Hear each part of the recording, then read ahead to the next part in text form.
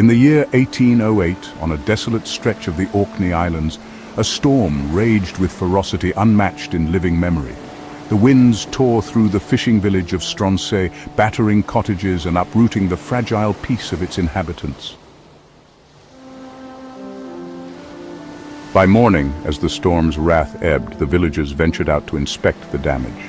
And there, entangled in the jagged rocks of a remote cove, lay the grotesque remains of something otherworldly. Among those who found it was Magnus Calder, a fisherman by trade and a widower by cruel fate. He'd come to this lonely place seeking solitude and perhaps some solace from the sea that had claimed his wife and son. But Magnus found no comfort in what he saw that morning. The carcass was enormous, stretched across the rocks like the remnant of a shipwreck. Its flesh was pale and rubbery, its spine lined with bony ridges that jutted out like the ribs of a drowned beast. Its mouth, a gaping maw filled with jagged, translucent teeth, seemed frozen in a silent, eternal scream. A stench of decay rose from the creature, a fetid perfume that clung to the air and the imagination. The villagers whispered of sea serpents and leviathans, creatures spoken of in hushed tones by sailors too afraid to linger on their truths. Some said it was a demon cast out of the depths. Others claimed it was an ancient guardian of the ocean, its death a harbinger of doom. But Magnus said nothing. To him the carcass was no curiosity. It was a sign and warning from the abyss. Word of the discovery traveled swiftly, carried on the salt-laden wind to Kirkwall and beyond. Days later, a newcomer arrived, Edgar Ramsay, a taxidermist and amateur naturalist from Edinburgh. With his spectacles perched precariously on his nose and his hands trembling with excitement, Edgar was a stark contrast to the dour villagers of Stronsay. Edgar Ramsay enthusiastically proclaimed, "This is an extraordinary find, a once-in-a-lifetime opportunity to study something so primal." To Edgar, the carcass was not an omen, but a puzzle, one he intended to solve. Armed with knives, jars, and an insatiable curiosity, he set about cataloguing every inch of the remains. But as Edgar worked, Magnus's unease deepened. The old fisherman watched from a distance, the lines on his weathered face etched deeper with each passing day. Magnus Calder. He's meddling with what he doesn't understand. As the days turned to weeks, the carcass began to decay, yet its mystery only deepened. Edgar's notes spoke of structures within the beast's flesh that defied explanation. Bones that seemed almost sculpted, skin that shimmered faintly in the moonlight. The eyes, though sunken and clouded, seemed to follow those who approached. A lingering malevolence that sent shivers down the spines of even the bravest villagers. Fear began to grip the island, seeping into every corner of its once sturdy community. It was the villagers who noticed the changes first. Fishing nets came up empty, as if the sea itself had grown barren. Boats moored in calm waters were found adrift, their ropes frayed as though gnawed by unseen teeth. The gulls that once flocked in noisy clouds over the harbor disappeared, leaving the skies eerily silent. And then there were the shadows. Late one night, as Magnus rowed out alone to clear his mind, he saw it. A vast, shifting darkness beneath his boat. He froze, the oars trembling in his hands. For a moment, he thought it might be a trick of the moonlight, but then it moved.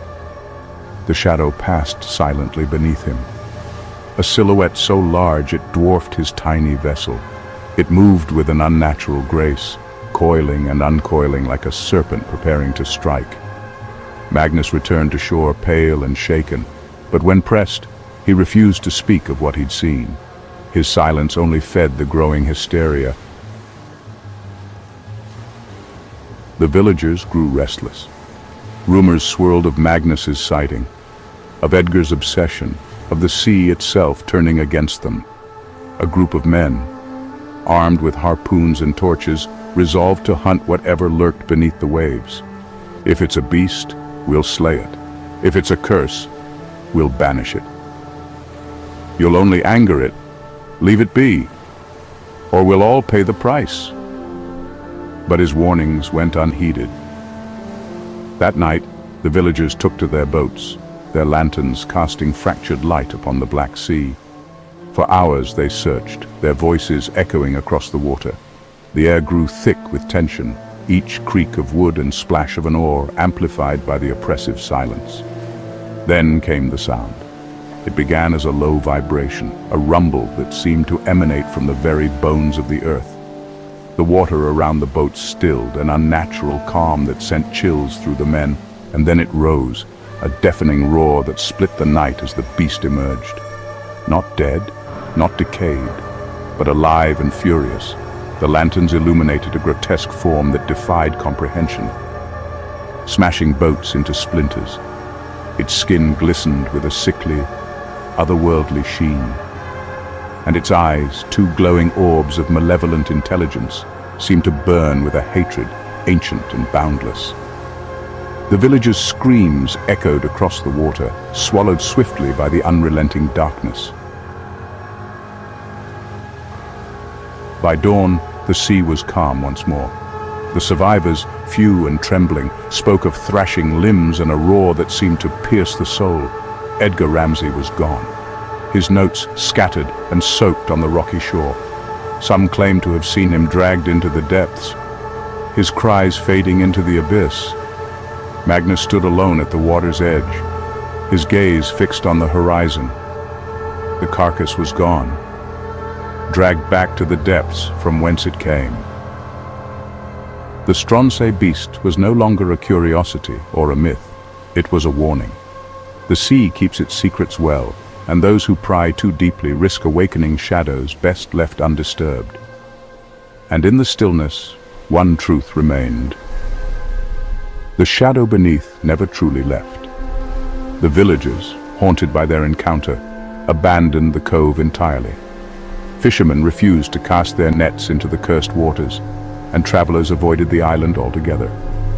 But at night, when the wind howled through the empty streets and the waves crashed against the shore, some swore they could still hear it, a deep, resonant hum that echoed through the bones of the island itself. The Stronsay beast had left its mark, a lingering reminder that there are things in the deep that should never be disturbed.